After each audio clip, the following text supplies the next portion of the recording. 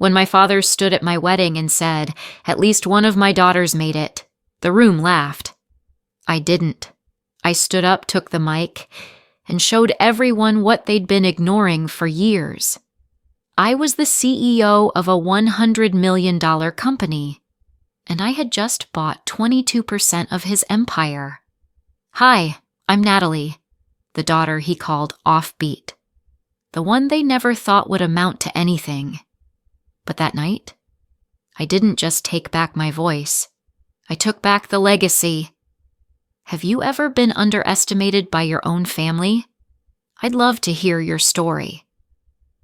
My dad always said legacy was earned, not given. But in our family, it was handed straight to my sister. It was a humid June evening in Austin when I walked through the familiar front door of my childhood home, still holding the same worn leather tote I'd carried all through college. The scent of lemon polish and garlic bread welcomed me. So did the framed headlines along the hallway wall. Tran Holdings expands to Houston. Vanessa Tran named Young Executive of the Year. No mention of Natalie Tran. Not even once. My mother, Linda, gave me a quick hug in the kitchen, careful not to smudge her lipstick. "You look thin," she said, eyes darting to the roast chicken in the oven. "Sit down. We're about to eat." She didn't ask about graduation. The dining room looked like something out of a business magazine. My dad, Richard, stood at the head of the table, swirling red wine in a crystal glass.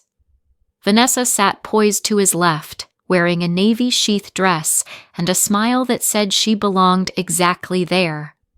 Between them was a gilded frame showcasing her latest award, Top 40 Under 40, placed subtly but deliberately between the salad bowl and the pepper grinder. I took my usual seat across from her and unfolded the napkin, trying not to wrinkle the resume copy of my AI security project I had printed that morning. I had placed it on Dad's desk 3 days ago. It was still there, untouched, unread. "So," I began, trying to keep my voice steady. "I just wrapped my final defense. The project's called VectraShield. It's an adaptive security protocol that—" Richard lifted a finger mid-pour. "Vanessa just closed on that 15-acre commercial lot by the river," he said. "A perfect spot for the next high-end development. Tell them about it, sweetheart." And just like that, I disappeared. Vanessa launched into details of market projections and zoning advantages, while I slowly folded my napkin again. I nodded where polite, sipped water when I wanted to scream. I had built something original, something no one in this room would even understand, but they didn't care. They never had. Over dessert, I made one more attempt. "My professor thinks the system could get picked up for defense contracts. He's helping me reach out to—" "That's not dinner talk," my dad cut in, waving a hand. "You'll confuse the guests." There were no guests, just Uncle Paul and Aunt Mara, both pretending not to hear the sting. I stared down at my plate, pushing around a piece of pie I didn't ask for. The quiet buzz of the ceiling fan filled the silence I wasn't allowed to break. Across from me, Vanessa raised her glass, eyes gleaming. "To new beginnings," she said. I clinked my glass, not because I agreed, but because it was easier. Later, I lingered in the hallway. My AI deck was still on Dad's desk, next to unopened mail and an old mug of coffee.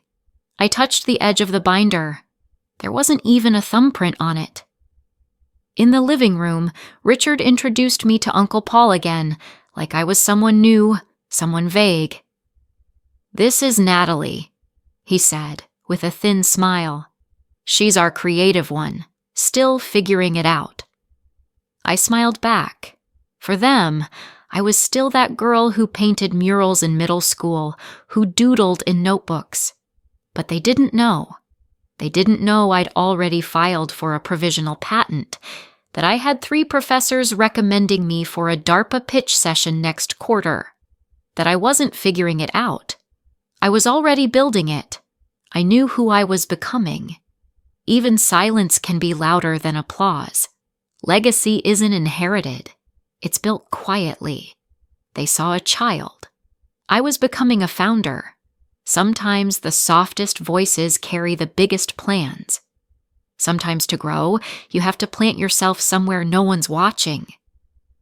I moved to Boulder in the middle of a snowstorm, the kind that makes the whole world feel quieter, as if even the wind is waiting to see what you'll do next. I hauled 2 duffel bags up the narrow stairs of a building that smelled like old coffee and radiator heat. My new apartment sat just above a cafe called Maple and Steam, and it was barely wide enough for 2 desks and a mattress on the floor. But it was mine. Well, mine and Isla's. Ila Wu was my college roommate, the only person who actually believed VectraShield could become something. We split rent, ate microwave burrito bowls, and kept our laptops warm by leaving them on day and night. On the bathroom mirror, we used dry erase markers to write lines like, "Get 5 users this week," "Don't cry before coffee," and "Break-even success." Every night, our tiny apartment filled with the tapping of keyboards and the soft hum of desperation. We coded until dawn, often forgetting to eat. Our meals came from crumpled takeout bags, our thoughts scribbled on sticky notes layered 3 deep on the wall. The radiator clanked like it was in pain. My back hurt from sitting on the floor too long. But somehow, I was happier here than I had ever been in that big, quiet house in Austin. One Tuesday in February, I got a call from Mom. "Did you eat something today?" she asked, skipping hello. Her voice was soft, like she didn't want anyone to hear her. "I had coffee and a bagel," I replied. I hadn't. There was a pause. Then, in the background, Dad's voice. "Who are you talking to?" And just like that, she hung up. I stared at the screen for a moment. The call still blinking ended. That 30-second call left a louder echo than an hour-long argument. And strangely, it hurt more. The truth is, I was used to being hung up on, not just the phone kind. Opportunities I earned, awards I quietly won. They never got shelf space at home. So, I stopped updating them. I stopped expecting praise. And maybe that's when I started really working. I pitched VectraShield to 5 angel investors in 2 weeks. 1 canceled. 2 didn't show. 1 left early. The last one said, "It's cute, but not market ready," as he scrolled through his email mid-conversation. Every rejection found a place on my desk. I printed them out, highlighted the harshest lines, and taped them above my screen. "This system doesn't scale. Too niche for market needs. No clear revenue path. You should talk to someone in your family's circle." That last one stung the most. It reminded me of the call I didn't want to make, the ladder I refused to climb. But I kept tweaking. I kept training the AI model, refining its threat detection protocols, and tracking new cybersecurity headlines like gospel. At night, Ila and I would compare notes like high schoolers swapping secrets. Sometimes I'd wake up at 3 a.m., heart racing from an idea that couldn't wait. I'd jump out of bed and code in my hoodie while Ila snored softly from the corner. We were broke, exhausted, and months behind on rent. But I'd never felt more alive. One morning, I got an email. It was from a mid-sized credit union in Arizona. They had been targeted by a phishing campaign and were looking for experimental solutions. Their CTO wrote, "We're desperate. If your system really does what the deck claims, we're open to testing it." I couldn't breathe for 10 seconds. 2 weeks later, I was in a Zoom call with them, walking through the demo with hands that wouldn't stop shaking. I finished the pitch with a dry mouth and sweaty palms, and they said yes. They signed a 6-month pilot program. Small money, but a big door. Ela jumped up from her chair, screaming. I just sat there stunned, then whispered, "We did it." That night, we ate real ramen from a place that didn't use powdered broth. We laughed too loudly and cried for no reason. I saved the signed contract in 5 different folders. After that day, I stopped checking for missed calls from home. I stopped glancing at texts that never came. That was the last family call I answered for almost a year. Chapter 3. A company no one believed in. They thought I was freeloading, but I was building something that could one day protect their empire. The first time I heard someone say Aegis Corps out loud, someone who wasn't me or Illa, I felt like I'd been handed oxygen after months underwater. It started slow. The Arizona Credit Union extended our pilot to a full contract. Then came a small healthcare group in Denver. Word of mouth traveled differently when it was built on trust, not last names.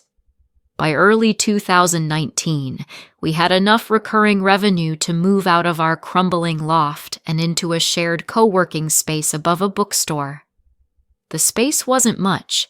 Second-hand desks, borrowed servers humming like overworked hearts, but it felt like a declaration.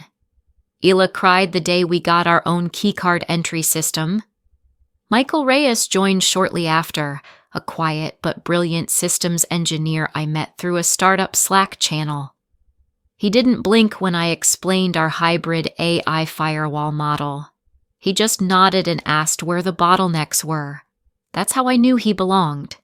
The team grew to 12. We ran lean. Most of us still worked nights at cafes or freelanced to pay rent. We had no catered lunches, no stock options yet, and no motivational posters on the walls. Just code, caffeine, and conviction. Then came Daniel Navarro. I met him in a corner cafe near Pearl Street. He was sketching on a legal pad, dark curls falling into his eyes, sleeves rolled up despite the February chill. His hands moved like he was sculpting air. I asked if I could sit near the outlet. He offered me the seat across from him. We ended up talking for 2 hours about design, cities, and the things people ignore when they build things too fast. He didn't Google me until weeks later. By then, we had swapped ideas, mock-ups, and the kind of ramen recipes that only make sense at 1 a.m. He joined us as a freelance UX designer, though he often brought more soul than structure to the team. Ela joked that he made the dashboard not look like a Windows 95 throwback, which honestly was fair. In the evenings, we sat on the roof of the building, watching the flatirons glow in the golden hour. Daniel once said, "The world doesn't need more flash. It needs people who care enough to build things right." Sometimes I believed he was talking about code. Other times, about people like me. I was finally starting to feel seen, at least by the people who mattered, but not by my family. I sent a message on the Tran family group chat one evening, attaching a photo of our team with the caption, "We just got selected for a statewide cybersecurity innovation grant." 2 people saw it. No one replied, not even Mom. A few days later, while waiting for coffee at the corner shop, I glanced at a newsstand. Austin Business Weekly. Vanessa's face was on the cover. Tran Holdings names. Vanessa Tran as COO, Legacy moves forward. I bought the magazine out of reflex. I read every line like I was trying to understand a language I should have been born fluent in. No mention of me. Of course. That night, I stayed late at the office, staring at the share structure of Tran Holdings online. Publicly traded, large institutional holdings, weak cybersecurity infrastructure based on what I could access publicly. Richard once told me, coders work for CEOs. I started wondering, what if I could become the kind of CEO that didn't need approval to matter? At a tech networking event in Denver, I overheard 2 investors standing near the buffet. One of them gestured toward me after I introduced myself. "Oh, that's the Tran girl, right?" "Yeah," the other said. "Pretty logo. She's probably playing CEO till her trust fund dries up." They laughed. I didn't flinch. I took a business card off the table, smiled politely, and walked away. They didn't know I hadn't taken a single dollar from my father. They didn't know I hadn't even called home in over a year. They didn't know how much rent I'd paid with leftover freelance checks, how many late nights I'd spent wondering if my silence was self-preservation or just fear. They didn't know it yet. But I was about to own a piece of the empire they never let me near. I started doing the math. Tran Holdings had several Class A shareholders, but over time, a pattern emerged. There were small, quiet sales happening every quarter. Probably retirees. Probably people who didn't care who owned what, as long as the price was right. I called a friend from Stanford who now worked at a boutique capital firm. We talked about shell companies, about anonymous acquisition, about buying influence without making noise. "I'm not trying to steal anything," I told him. "I'm just tired of being cut out of what I helped build by existing." He paused before responding. "Then start building your own table, but do it with blueprints and patience." I did. Over the next 4 months, I created 3 LLCs, each registered in a different state, each designed to look as boring and uninvolved as possible. I used my savings, a few freelance bonuses. I asked no one for help. I made no announcements. By the time summer rolled around, one of the shell companies owned a little over 1.3% of Tran Holdings.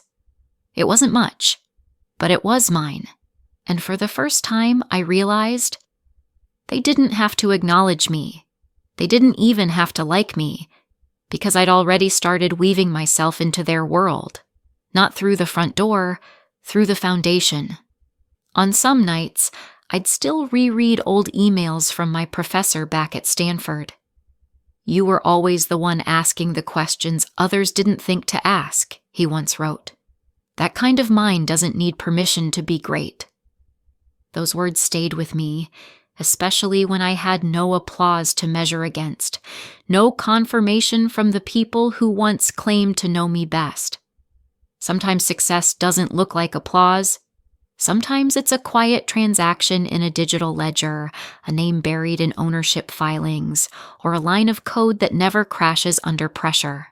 Sometimes it's just waking up, choosing to keep building, even when no one sees, especially when no one sees. And maybe that was the most dangerous part of all. Not the code, not the strategy, not the ambition, but the belief that I didn't need anyone's permission to matter.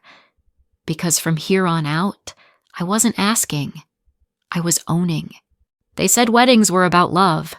For my father, it was about headlines.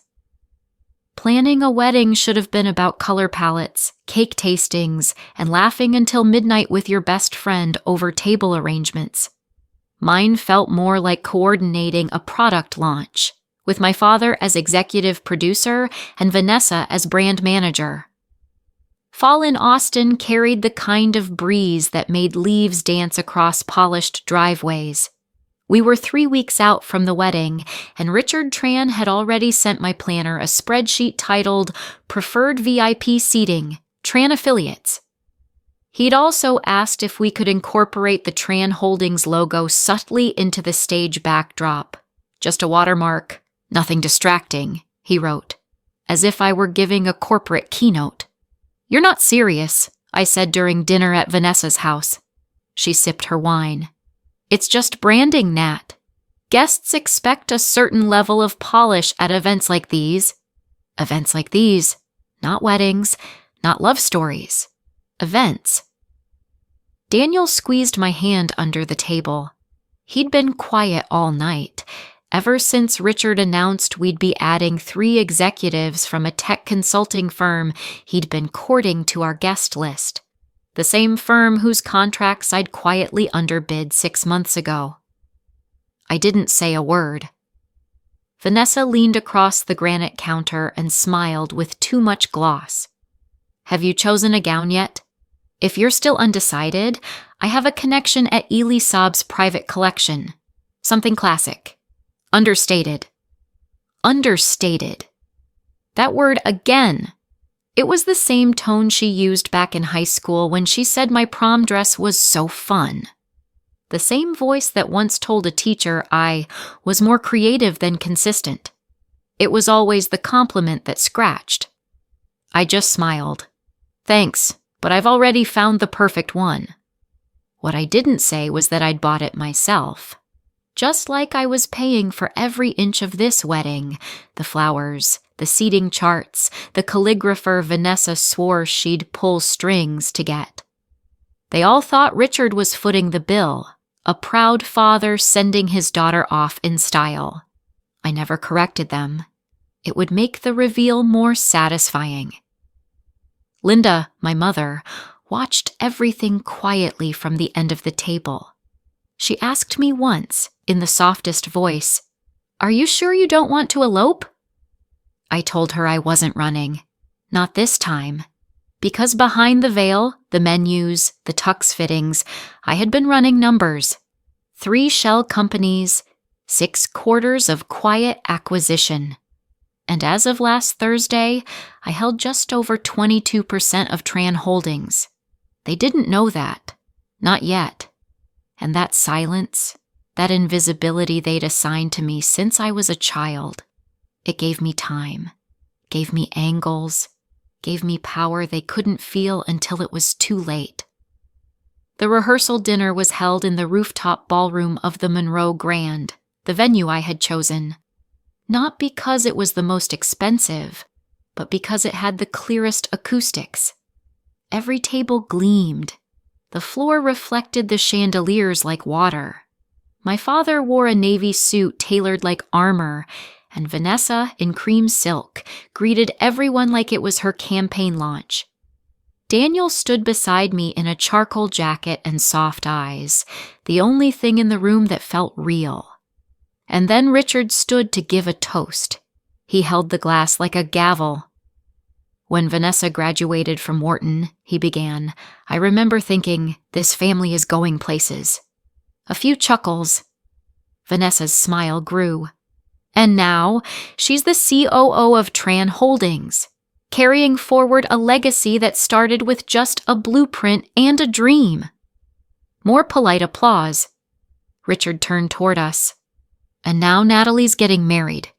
To an architect, no less. Looks like both my daughters love blueprints." Laughter. Then he smiled with that same tight smirk I'd known my whole life. "Well, at least one of my daughters made it." Louder laughter. I felt Daniel's hand tense in mine. I didn't move. I didn't blink. I didn't flinch. I stared straight ahead. The night before the rehearsal, I couldn't sleep. I sat in the window of the hotel suite with a mug of peppermint tea and watched the city lights blink like warning signals. On my laptop, Shell Company number 3 confirmed the final purchase, a block of shares from a retiring board member. That one click pushed my ownership stake over 22%. I stared at the confirmation screen until the cursor stopped blinking. I thought about the time Dad told me legacy was about sacrifice. That was the night he made me cancel a robotics summer program because it clashed with Vanessa's pageant weekend. I thought about how Mom always smiled with her eyes down, how she used to whisper, "Don't stir the pot, sweetie," whenever I questioned Dad's plans. I thought about Vanessa, who never once asked what I actually did for a living. Tech stuff, she called it. Natalie's little startup phase. She had no idea how close my phase was to reshaping the very foundation she stood on. The wedding had become a gallery, polished guests, expensive smiles, and layers of performance. And I played along. Because sometimes the best way to win wasn't to shout, it was to let silence build until it thundered. After Richard's toast, I stepped away from the main floor. Daniel followed me into a side hallway lined with staff service doors and ice machines. "You okay?" he asked. I nodded. "Tomorrow will be louder." He kissed my forehead, and for the first time all night, I exhaled. The ballroom buzzed behind us. Forks clinked, cameras flashed. Somewhere, Vanessa was probably adjusting centerpieces that didn't need adjusting. And I was standing in a hallway, calm, steady, and ready. Because I wasn't just walking into a wedding, I was walking into a reckoning. They always said I was too quiet, too soft, too unproven. But they never looked close enough to see the storm I'd been gathering. And storms, after all, don't ask for attention. They arrive. By the time the ballroom doors open tomorrow, no one would be able to pretend I was invisible. Not anymore. He stood with a champagne flute and stripped me of my worth. So I rewrote the script. Live. The string quartet had just finished their rendition of Clair de Lune when the lights dimmed over the grand ballroom. 200 guests settled into their seats, the sound of cutlery fading like static into silence. Crystal glasses glinted under soft chandeliers. The LED screens behind the head table were dormant, glowing a faint blue. And Richard Tran, my father, rose to speak. He always liked silence before a statement. He let it stretch, filling the room like steam in a sealed chamber. With his champagne flute raised, he turned toward the audience and smiled the kind of smile that had closed millions in real estate deals. "When Vanessa was born," he began, "I knew I was looking at the future of my company. Even at 5, she was planning toy shelf real estate by square footage." Laughter. Front row nods. My stomach tightened. "And look at her now," he continued, gesturing toward my sister, who sat radiant and controlled in a pale rose gown. Chief Operating Officer of Tran Holdings, leading expansions, reshaping our Southern Corridor projects. She's every bit the legacy I always dreamed of. Vanessa bowed her head slightly in acknowledgement. I could feel Daniel's hand tighten around mine.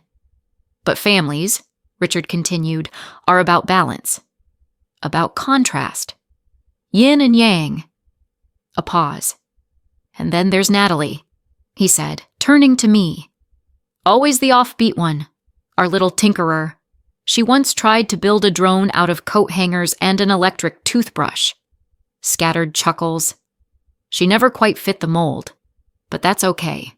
Not everyone is built for legacy." My mother stared at the tablecloth. Daniel's jaw twitched. I felt warmth flood my face, but it wasn't shame. It was clarity, because I had spent a lifetime being the silent line in Richard Tran's speeches, and tonight I wasn't staying silent. I stood slowly. The room paused. "I'd like to thank my father," I began, lifting my own glass, "for such heartfelt words." Richard raised an eyebrow, unsure whether I was being sarcastic. I wasn't smiling. I turned slightly toward the back, toward Michael, stationed near the AV booth, dressed like a wedding photographer. He nodded once. The LED screens behind us blinked. Then they roared to life. First slide, Aegis Core Technologies, IPO announcement. Below it, valuation, $100 million. CEO, Natalie Tran. Equity, held, 38%. The room gasped. Images shifted. National news headlines, photos of my team, a clip of the Arizona Credit Union's testimonial, then a screen grab from the Pentagon's IT department tweet. Proud to partner with Aegis Core in advancing national cybersecurity. I let the silence stretch now. I started Aegis Core in a studio apartment above a coffee shop, I said, facing the crowd. With nothing but an old laptop, a borrowed server, and the belief that the best protection comes from those no one sees coming. The screens flickered again, now showing internal breach logs from Tran Holdings, redacted email addresses, timestamps, traces of phishing attempts that slipped through. Murmurs grew. Richard's face had gone stone pale. "I could have warned you," I said, looking directly at him, "but you said coders work for CEOs. The final slide emerged. Shareholder ownership. Natalie Tran. 22% of Tran Holdings gasps. Audible now. A fork clattered. Champagne flutes trembled. "You built Tran Holdings from the ground up," I continued, voice steady. "But while you mocked me, I built something bigger, something safer. And tonight, I don't just share your name." I stepped forward, chin high. "I share control." Cameras clicked. Someone whispered, "Oh my God." Michael kept the screens up a few seconds longer before fading them to black. I looked at my family. Vanessa's mouth parted, stunned. Linda didn't meet my eyes. Richard clutched the edge of the podium like it was a cliff. "But don't worry," I added. "There's no takeover. This is a partnership, a correction, a legacy realigned." Daniel stood beside me now. He didn't say a word. He didn't need to. The applause started slow, from the back, where my team sat. Ela, Michael, even Daniel's little brother. And then the ripple grew. Not everyone clapped, but enough did. Enough to change the room.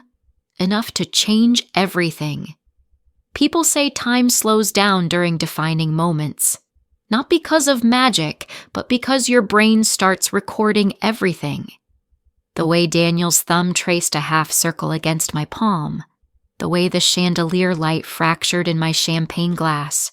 The way one guest whispered, "Wait. She owns what?" Loud enough to silence her table. In that pause, I saw my whole life play in reverse. The skipped birthdays, the unopened emails, the way Richard introduced me to colleagues as the creative one, not in the business. He'd carved me out of the narrative before I could even speak. So I wrote a new one. And tonight, I didn't need his permission to say it out loud. My voice didn't shake. My spine didn't fold. I didn't glance at Vanessa for validation. I didn't look to Linda for safety. I didn't need either of them anymore. I had power now, the quiet kind, the type that doesn't show up in family photos but changes boardrooms. I let the silence settle once more. "Legacy isn't a hand-me-down," I said. "It's earned in the places no one's watching, until they can't look away." Then I lifted my glass one final time, this time not to toast, but to close. To building, to protecting, and to rewriting what they told us couldn't be rewritten. The applause swelled again, louder, stronger. From investors who suddenly remembered my name. From journalists already drafting tomorrow's headlines. Behind me, the LED screen faded to black, but its message hung in the air like smoke from a just-struck match. This was no longer a wedding reception. This was a declaration. And I was no longer the girl they overlooked. I was the woman they underestimated, and the partner they now had to face. Outside the ballroom, Austin's night skyline blinked back at me like a city finally seeing what had always been there. Tomorrow, headlines would spin, shares would shift, conversations would change. But tonight, I danced. With Daniel, with my team, with my new beginning, because the future wasn't waiting to be inherited anymore. It had already arrived, with my name on it. I wasn't just Natalie Tran, the daughter who never measured up. I was Natalie Tran, the founder, the architect, and now, the story they'll never be able to rewrite without me. And that night, somewhere between the applause and the silence, I became something I'd never been in my family's eyes. Undeniable. They built a castle and locked me out, so I bought the deed. The glass walls of the Tran Aegis boardroom shimmered faintly in the morning light, overlooking the skyline of Austin like a promise fulfilled. My name was etched onto the polished walnut chair at the head of the table. It wasn't loud or ornate, just clear, just undeniable. "Let's begin," I said, voice calm, even as the echoes of old insecurities briefly tugged at the back of my mind. Richard sat 2 seats down. He didn't speak. He hadn't spoken once during the meeting, not to challenge, not to correct, not even to offer polite commentary. He just listened. And in that silence, there was more apology than any speech he'd ever given. Vanessa fidgeted with her pen, her usually immaculate posture slightly wilted. I noticed, but didn't press. Everyone changes in their own time. Or not at all. Across from me, Michael gave a concise update on a new Department of Energy contract. Ela chimed in with a roadmap for Aegis Core 2.0. The team moved like a symphony now, no longer scrambling startups, but professionals who'd built something real, something lasting. After the meeting adjourned, I stayed behind for a moment. Richard lingered too. He approached the window slowly. "You've built something remarkable," he said. I nodded. "Yes." I did a pause. "If you ever want advice." "I'll ask," I replied, gently but firmly. His mouth pressed into a line, then relaxed. "Fair enough." By the time I reached the airport, I'd already switched out of my heels into flats, phone buzzing with investor messages and press requests. I ignored them all. I had somewhere more important to be. Home. Not the marble foyer in West Austin, but a tiny walk-up apartment in Boulder, Colorado, above a coffee shop that still played too much Simon and Garfunkel. I unlocked the door and stepped into time. Nothing had changed. The old desk still sat in the corner, under the window where snow once framed the world like a photograph. My first prototype, a framed plaque now, hung above it. The code that started it all. Blocky. Messy. Beautiful. Daniel arrived not long after, carrying takeout and 2 worn mugs. He kissed my cheek without words. Some things didn't need narration. I sank into the desk chair and ran my fingers along the edge. I remembered every sleepless night, every rejection letter, every time I nearly gave up. My phone buzzed again. This time, a voice message. From Mom. "Dinner Sunday? Just us. No suits, no speeches. I'll make that tomato soup you like." I smiled. And for the first time, I said yes, not because I owed anyone an explanation, not because I wanted to prove I'd made it, just because I wanted to go. Later that night, Richard called. "I'm considering a blockchain pivot for our logistics arm," he said. "Your thoughts?" I let the silence sit a moment, long enough for both of us to feel the shift. "You used to tell me I didn't see the big picture," I said softly, "but I wasn't supposed to see it. I was born to build it." He didn't argue, just sighed and said, "You always did build faster than I could catch up." The call ended. The apartment hummed in quiet. After Daniel fell asleep, I sat at the desk once more and opened the laptop I hadn't touched in nearly 2 years. It still booted up with the same chime. My fingers hovered over the keyboard, not to code, but to write a letter, not to my family, but to the girl I used to be, the one who coded late into the night while her father called her distracted, the one who cried when her grant proposal was ignored by her own university advisor, the one who once stood in a hotel bathroom rehearsing how to sound professional enough. I wrote to her with gratitude, because she never stopped, even when no one clapped, even when the only acknowledgement came from an error-free console run. She kept going. She built something stronger than a company. She built me. There was a quiet knock on the door. Daniel stood there holding 2 cups of water and that look he always gave me, the one that said, "You're not alone in this anymore." We watched the lights of Boulder blink through the frost-glazed window, sipping water like wine. Outside, the city didn't know the world had just shifted. But I did, and it didn't need to be announced anymore. Because what I had built, reclaimed, and become was no longer up for debate. It was written, in lines of code, in corporate filings, and most importantly, in the parts of myself I'd refused to surrender. Tomorrow, I'd fly back to Austin. I'd sign a new partnership deal. I'd meet with new allies, forge new paths. But tonight, I was simply Natalie, not the daughter, not the founder, just the woman who stayed when it got hard. And for the first time, that was more than enough. And just before I turned off the lights, I looked once more at the plaque above the desk.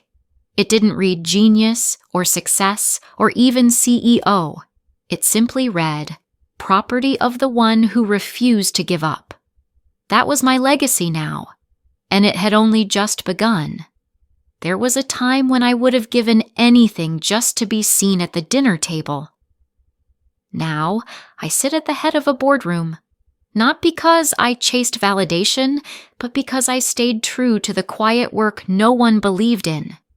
Sometimes, the people who underestimate us aren't trying to be cruel. They're just too stuck in their version of legacy to see the new ones being written. But that doesn't mean we have to shrink ourselves to fit inside their stories.